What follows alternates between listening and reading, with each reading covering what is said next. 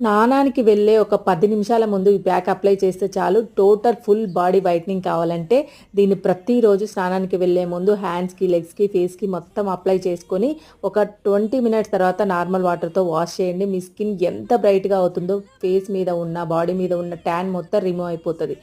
ఖచ్చితంగా ట్రై చేయండి. ఫస్ట్ అయితే ఈ ప్యాక్ కోసం కావాల్సింది ఒక క్లీన్ బౌల్ తీసుకొని అందులో 1 స్పూన్ బియ్యం పిండి, కొంచెం పచ్చిపాలు, ఫుల్ ఫ్యాట్ మిల్క్ తీసుకోండి.